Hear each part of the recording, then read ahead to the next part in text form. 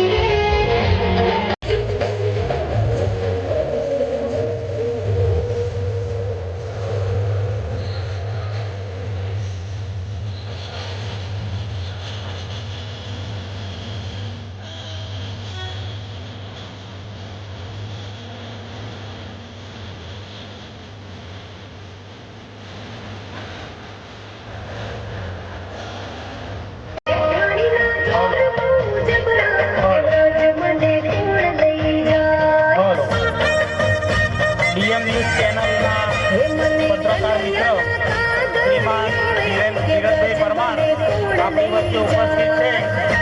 श्रीमान धीरजभाई परमार साहेबनो अपना Madhusudan residency society परिवार वती अपने हार्दिक स्वागत करीए छीए। DM news